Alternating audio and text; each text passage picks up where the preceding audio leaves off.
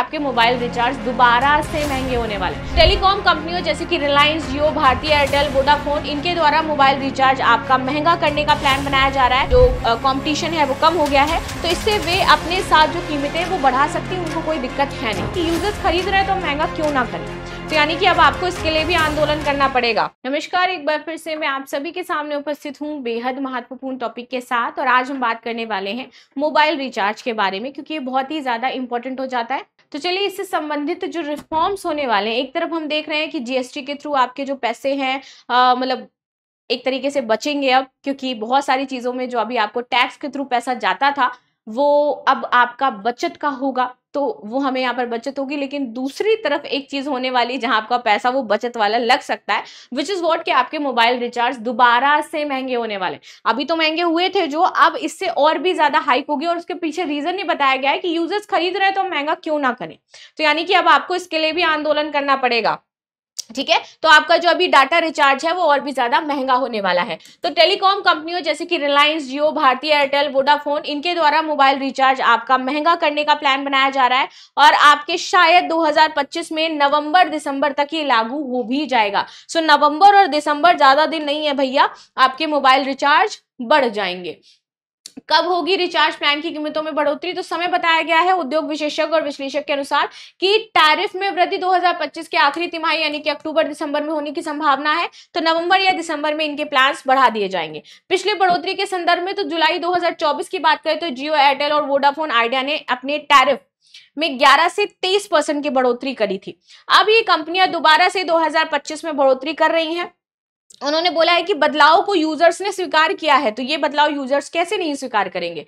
Trigger, मई 2025 में 74 लाख नए सक्रिय मोबाइल यूजर्स जुड़े, जिससे टेलीकॉम कंपनियों को भरोसा है कि यूजर्स महंगे प्लान भी ले सकते हैं। साथ ही 5G नेटवर्क के विस्तार और डेटा खपत में वृद्धि ने कंपनियों के टैरिफ बढ़ाने के लिए प्रोत्साहित किया है।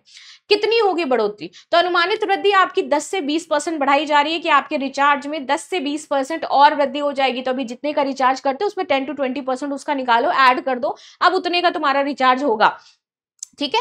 कुछ विश्लेषकों का कहना है कि ये 12% तक भी हो सकती है, और कुछ का तो कहना है कि 15 से 20% भी बढ़ाया जा सकता है।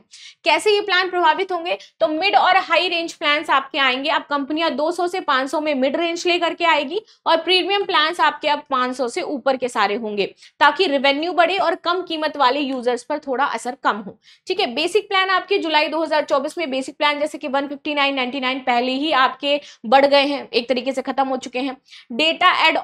डेटा एड ऑन पैक की कीमतें भी आपकी बढ़ जाएंगी, कि कई बार हमारा डेटा खत्म हो जाता तो एक दिन का डेटा हम कर लेते थे, डेटा एड ऑन कर लेते थे, तो वो भी आपका बढ़ जाएगा।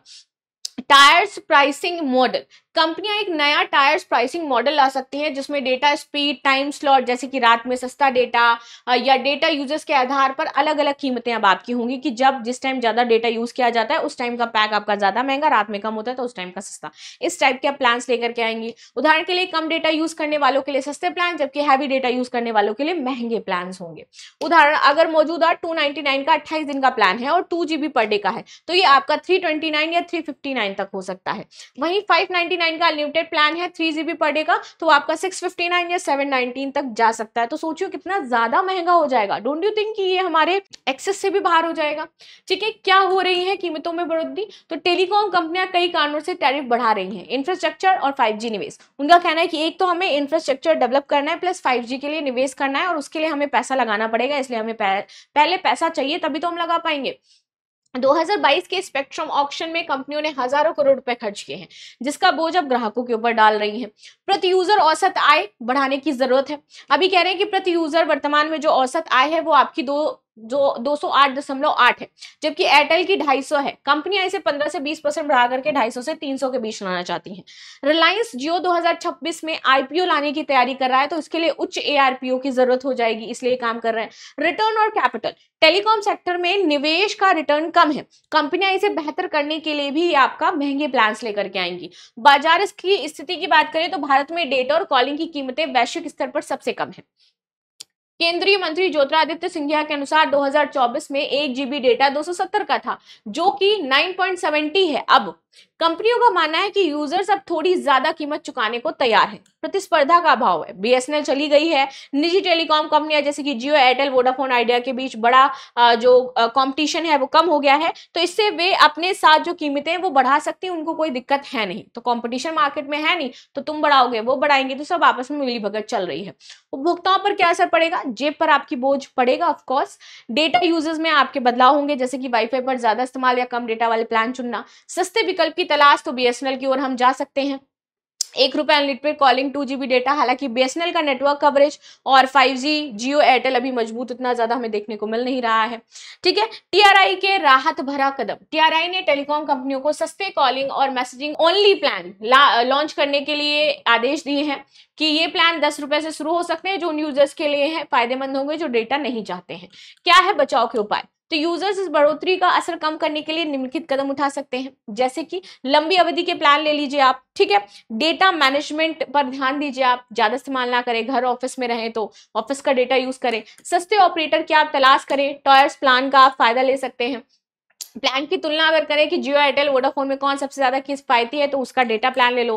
टेलीकॉम सेक्टर का व्यापक परिदृश्य, 5G पर हमें प्रभाव देखने को मिलेगा, बीएसएनएल का रोल इसमें इंपॉर्टेंट हो जाता है। और वैश्विक तुलना की बात करें तो भारत में कहा जा रहा है कि सबसे सस्ता डेटा उपलब्ध होता है। तो यानी कि 2025 के अंत तक जो मामला आने वाला है, निष्कर्ष यही कहता है कि आपकी टेलीकॉम कंपनियां ज्यादा से ज्यादा अपने रिवेन्यू पर फोकस करेंगी और पूरा बोझ इसका किस पे डालेंगी? ग्राहकों पर डालेंगी। क्योंकि जियो की बात करें तो उसको आईपीओ लेकर के आना है और प्लस 5G नेटवर्क और उसमें इनको इन्वेस्टमेंट करना है, तो इसलिए पूरा प्रोसेस किया जा रहा है। इस पर आप सभी का क्या कहना है जरूर बताइएगा। मिलते हैं नेक्स्ट क्लास में, तब तक के लिए धन्यवाद। लाइक एंड सब्सक्राइब करना बिल्कुल भी ना भूलें and thank you so much.